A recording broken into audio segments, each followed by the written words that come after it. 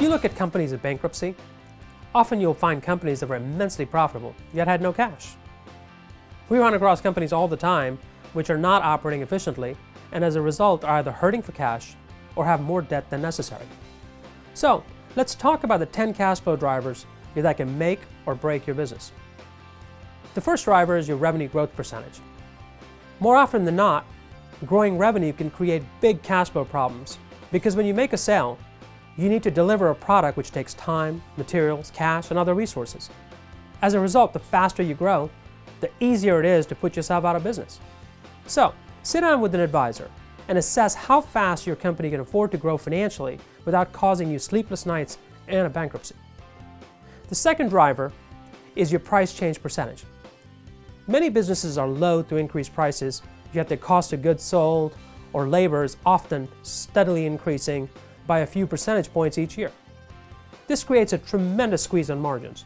So increase your prices if you can to at least keep pace with the consumer price index. Next is gross margin, which is probably one of the most important cash flow drivers. It's typically expressed as a percentage, so you can quickly assess how many cents out of each dollar is available to pay for other expenses in your business. To improve gross margin, you have the opportunity to lower cost of goods sold by reducing direct labor costs, cost of materials, and improving order to delivery cycle times and so on. Since we're talking about gross margin, let's also talk about errors and bottlenecks. The more errors and bottlenecks you have in your production, regardless of whether you're a manufacturer or a service business, you're sucking up cash and resources. I call this value drain because of the diminished productivity that comes with these types of inefficiencies. Next, let's talk labor costs. How productive is your workforce? Do you have employees that are ill-trained, unmotivated, overpaid, non-performing, underutilized, or simply lazy? If you've got some of these, or many of these employees may be liabilities instead of assets. Just remember, people equal cash. So, it's critical to optimize your payroll and have the right people on the ship. Another driver of cash flow is your selling, general, and administrative expenses. In simple words, this is your overhead. Reduce your overhead and your cash flow will go up. Unless you run a super tight ship already, there's always a few percentage points that can be shaved off.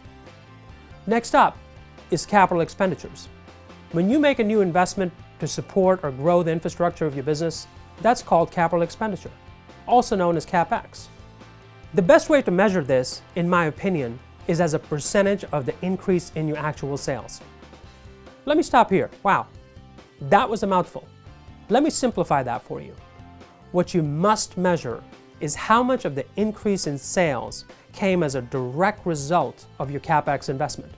For example, if you spend $100,000 on a new machine because of capacity issues, you need to be able to assess whether that investment translated into additional sales. Next up, let's talk about the last 3 cash flow drivers. These are accounts payable, accounts receivable, and inventory.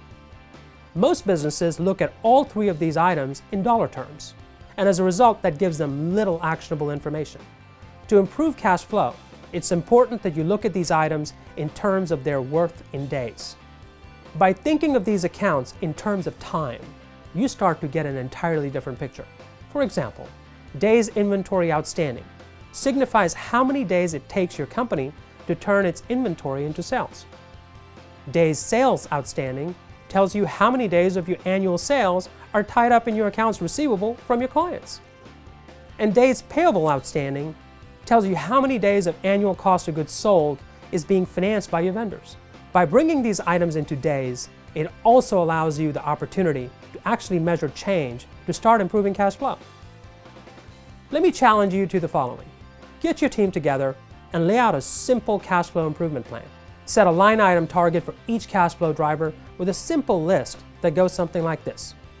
Reduce cost of goods sold by 3%. Reduce overhead 5%. Improve accounts receivable by 6 days. Reduce inventory or work in progress days by 7 days. Increase prices by 2.5%. Don't be fooled by the small numbers. These small numbers, when added up together, can make a big difference in your cash flow and will have you growing with a lot less cash flow stress and much lower debt. RareBrain Capital helps companies like yours improve performance and sell for maximum value. How ready is your company to grow or sell? Come see how you're doing. Get your free score and customized report in just a few minutes at no cost or obligation. Visit rarebrain.com/score.